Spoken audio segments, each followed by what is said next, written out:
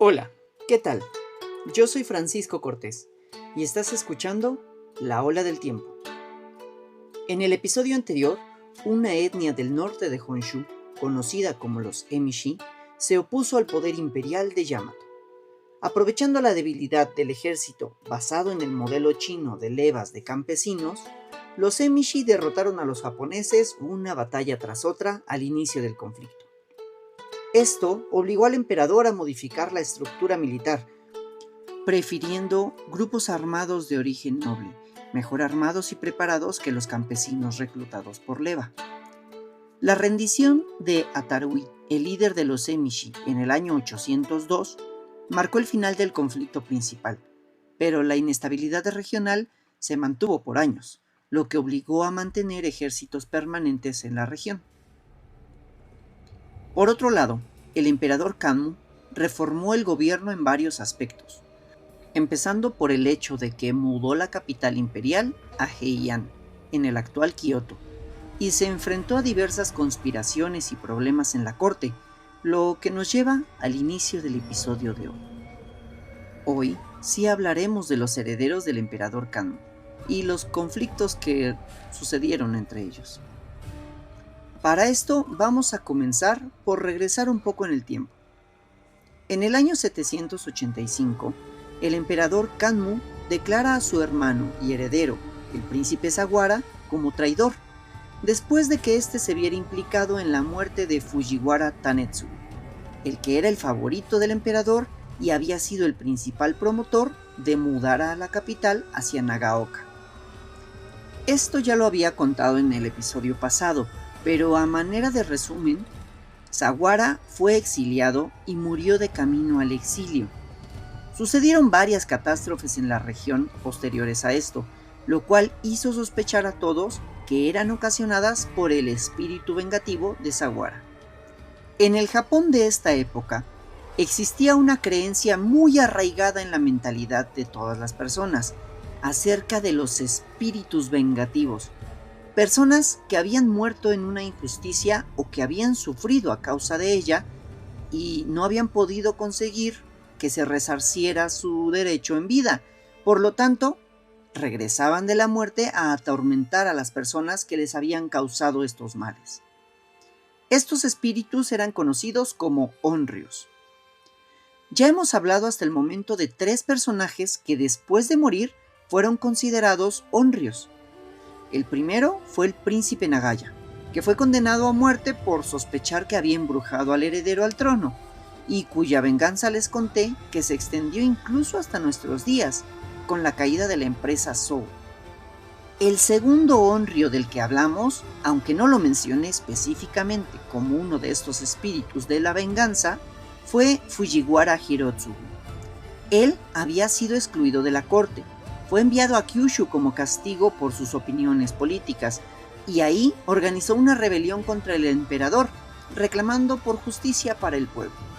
Aunque no mencioné mucho de que fuera considerado como tal, gran parte de la construcción de templos que siguieron a su rebelión fueron causados o inspirados para supuestamente aplacar a su espíritu que deseaba venganza. El tercer espíritu vengativo del que hemos mencionado es justamente el príncipe Sawara, que el día de hoy será importante para entender las razones ideológicas detrás de las decisiones de algunos de nuestros protagonistas. Después de la destitución del príncipe Sawara, el emperador Tenmu nombró como heredero a su hijo, el príncipe Ate, que para este momento solo tenía 12 años. Fujiwara Tanetsugu, el favorito del emperador que había sido asesinado, tenía, entre muchos otros, una hija llamada Fujiwara Kusuko, la cual, después de la muerte de su padre, fue casada con Fujiwara Tadanushi, con el cual tuvo 3 hijos y 2 hijas. No sabemos en qué momento una de las hijas de Kusuko fue invitada a la corte para candidatear como consorte del príncipe Ate. Lo consiguió y se volvió una de sus esposas, pero resultó que al príncipe no solo le gustó la hija, sino también la madre.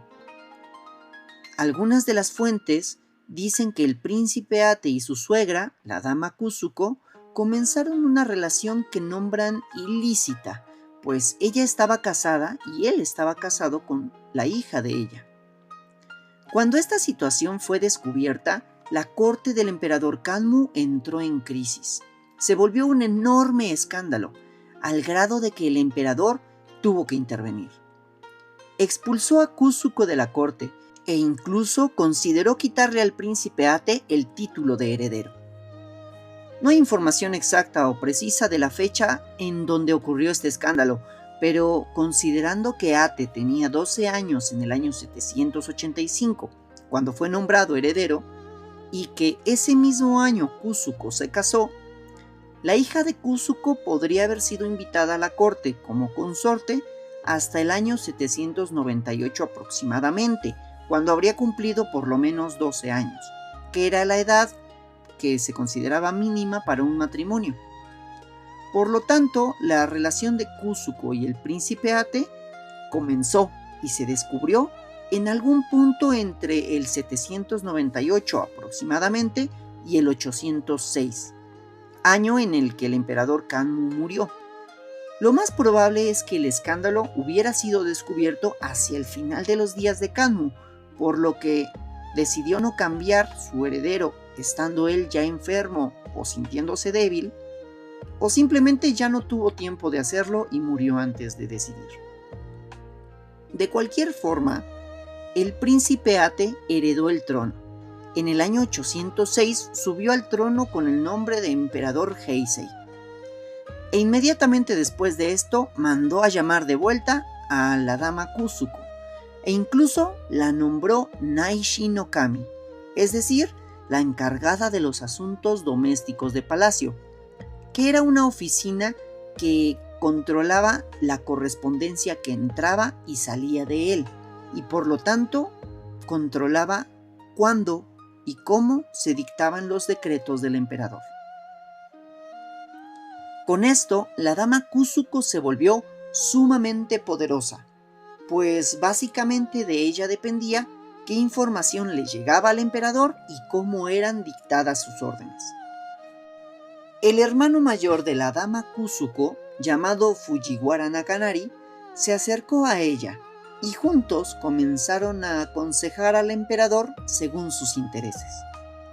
El emperador Heisei reformó la Guardia Imperial dividiéndola en dos segmentos. El primero se encargaría de cuidar la ciudad capital y el segundo solo se encargaría de proteger el Palacio Imperial. Nombró comandante de la Guardia de Palacio a Sakanoue Tamuramaru, el shogun que había derrotado a los Emishi y había conseguido la rendición de su líder Atarui. Heisei había crecido con una salud frágil desde niño. Tenía episodios constantes de enfermedad que lo recluían en palacio por algunos periodos de tiempo largos, lo cual había sido atribuido al onryo del príncipe Sawara, que atormentaba a Heisei de manera personal en este momento, pues el príncipe Sawara había sido desheredado, exiliado e incluso había muerto después de ser culpado, en apariencias injustamente, del asesinato del padre de la dama Kusuko, la cual ahora era la amante del emperador Heisei.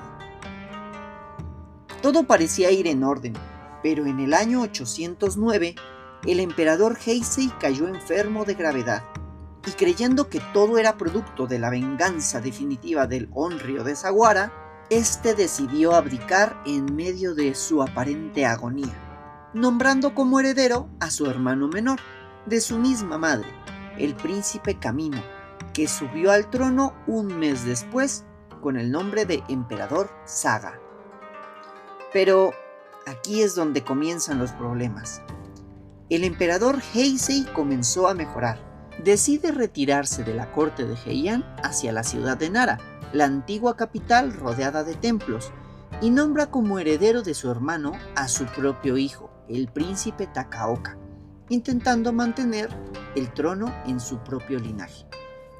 Finalmente, al cabo de un año, el emperador Heisei se recuperó por completo. Había sobrevivido a la enfermedad y, aunque ahora era un emperador emérito, seguía teniendo poder político.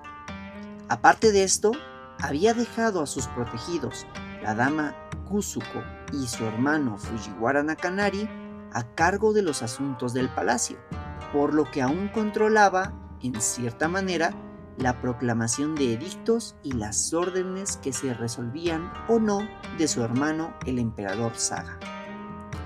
Poco a poco todo comenzó a empeorar y se generaron discusiones entre el emperador Saga desde Heian y el emperador Heisei en Nara. La riña entre ambos comenzó a hacerse muy evidente, pero todo estalló por la decisión del emperador Saga de cancelar el proyecto de inspectores regionales que Heisei había creado en sus pocos años de gobierno. Este proyecto tenía como finalidad que los inspectores supervisaran el bienestar de la población en cada provincia, manteniendo controlados a los gobernantes locales para evitar injusticias.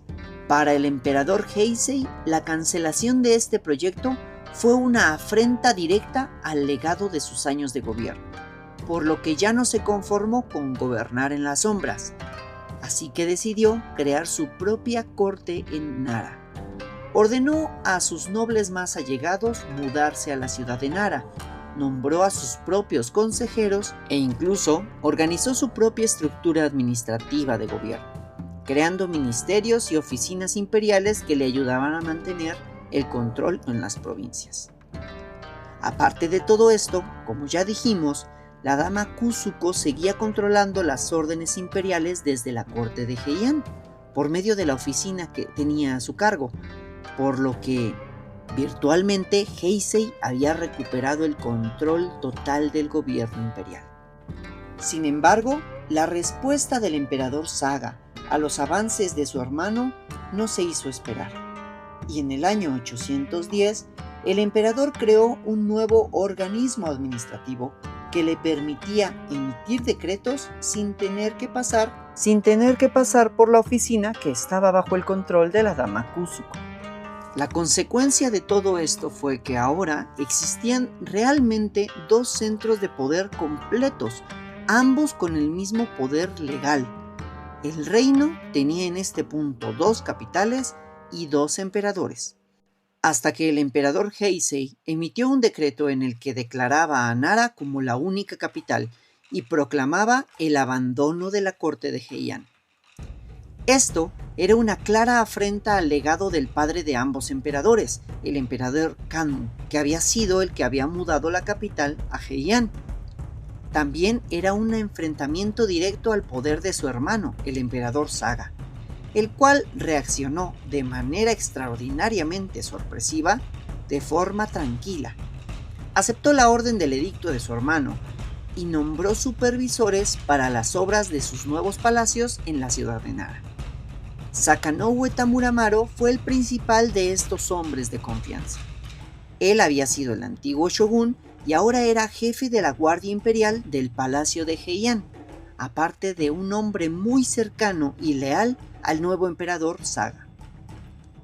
Aunque aparentemente esto podría considerarse una sumisión al poder de su hermano, en realidad esta fue una jugada de espionaje por parte del emperador Saga, pues sus hombres leales, que ahora estaban en la sede del poder de Heisei, observaban todo lo que ocurría ahí y rápidamente enviaron informes detallados de todo lo que vieron a Heian. Apenas unos días después, todo cambió. El emperador Saga ordenó cerrar todos los puestos de control de los caminos imperiales hacia el este de Nara. Con esto le resultaría imposible a Heisei enviar peticiones de tropas hacia las fuerzas que se encontraban en el este. Encarceló a Fujiwara Nakanari, el hermano de la dama Kusuko, a la que acusó públicamente de sus crímenes y la destituyó de su oficina en el palacio, quitándole todo el poder político que alguna vez había tenido.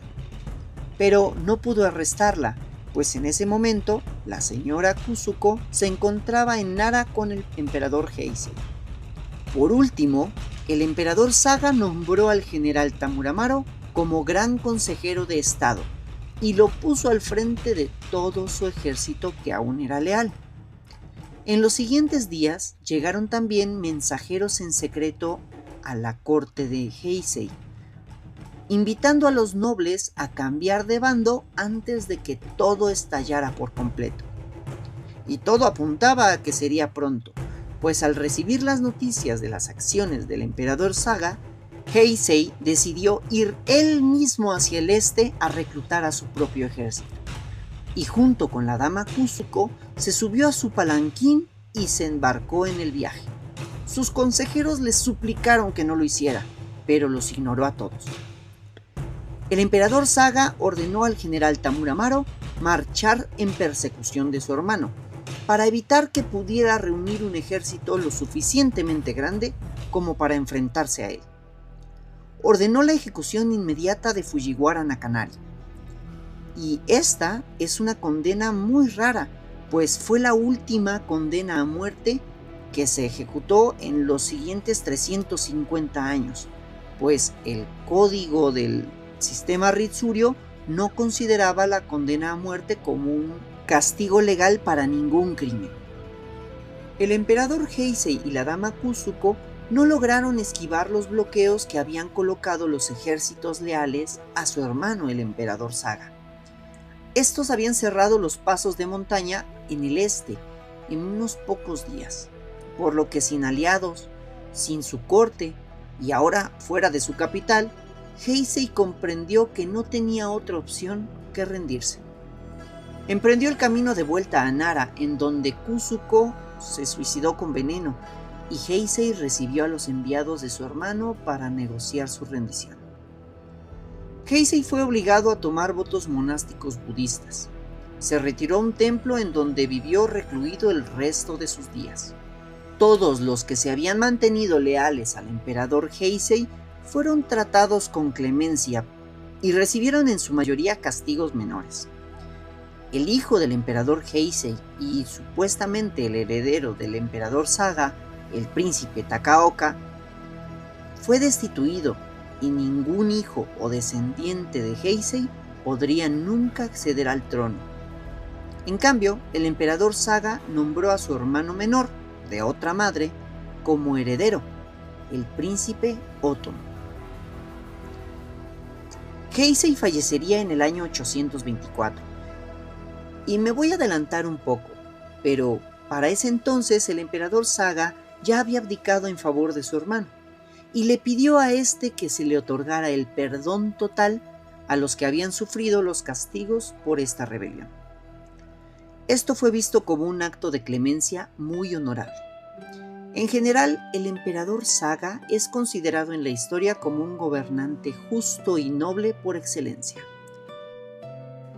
Este evento es conocido como el incidente de la dama Kusuko en la historia japonesa de manera tradicional, pero en los años recientes ha empezado a cambiarse el nombre a incidente del emperador retirado Heisei en los libros escolares japoneses, pues las investigaciones más actuales apuntan a que aunque la dama Kusuko fue una instigadora del conflicto, no fue la responsable del mismo, pues el problema de raíz surgió por un defecto legal del sistema de gobierno Ritsuryo, que, aunque contemplaba la posibilidad de un segundo gobernante, no contemplaba la idea de que pudieran no estar de acuerdo en sus decisiones de gobierno, y por lo tanto se enfrentaran de igual a igual en un conflicto por el trono.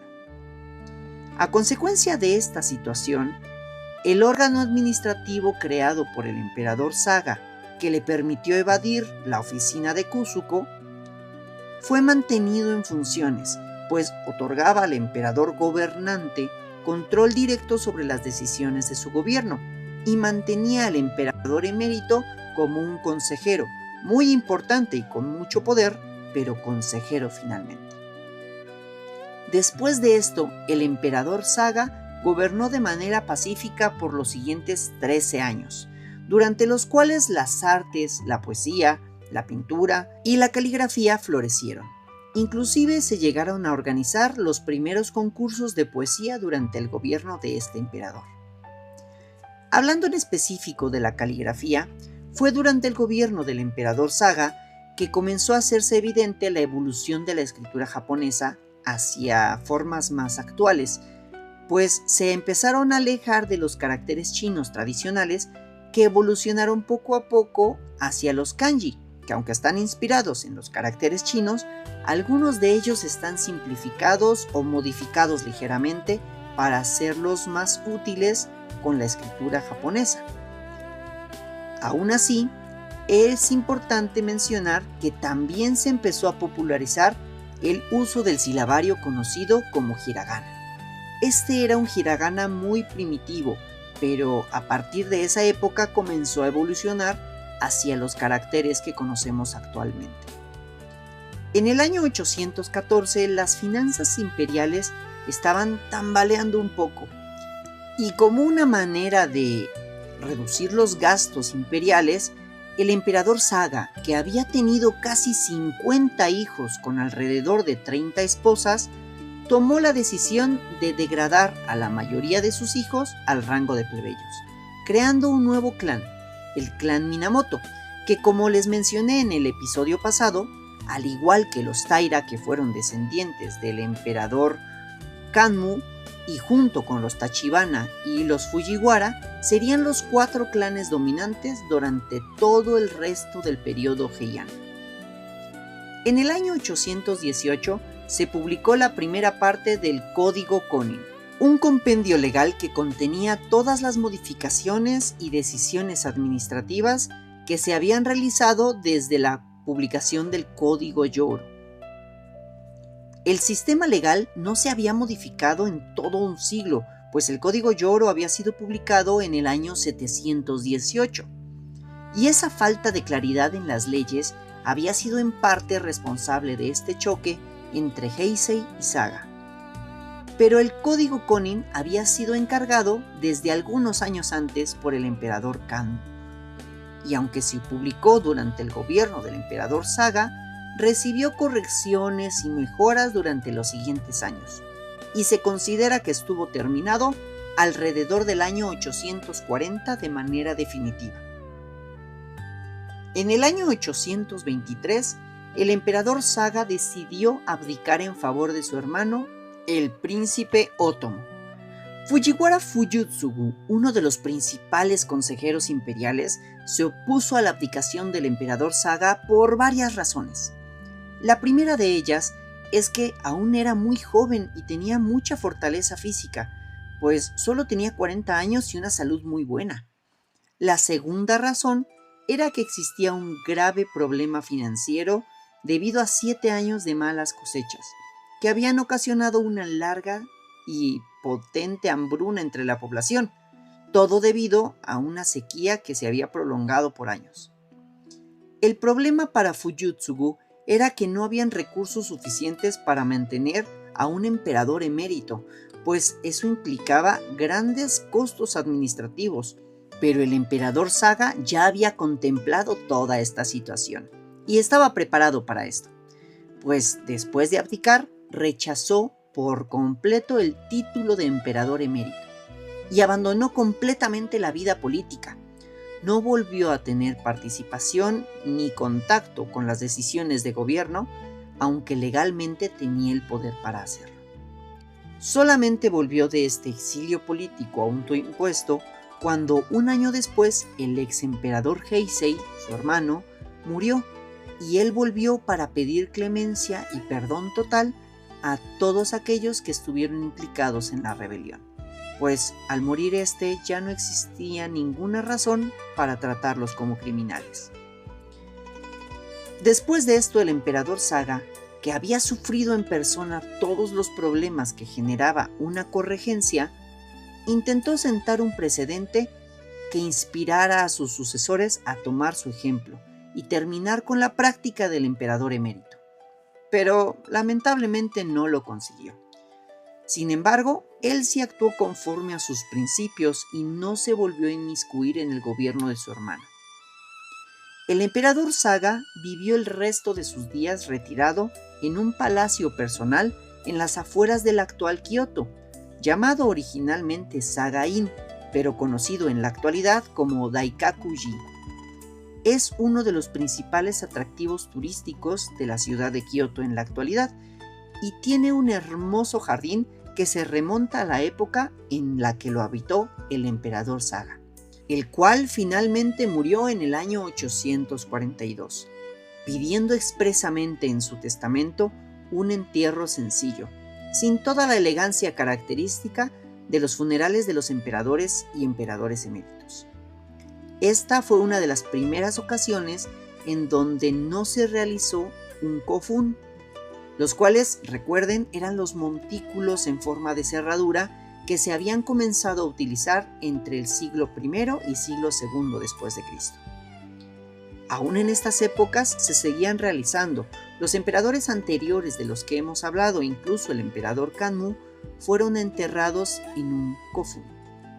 Volviendo un poco hacia atrás, al momento de la abdicación del emperador Saga. Después de esta, su hermano, el príncipe Otomo, subió al trono con el nombre de emperador Yuna y nombró como heredero a su sobrino, el príncipe Masayoshi, que era hijo del emperador Saga. Todo esto nos demuestra el amplio respeto que sentían el emperador Yuna y el emperador Saga mutuamente.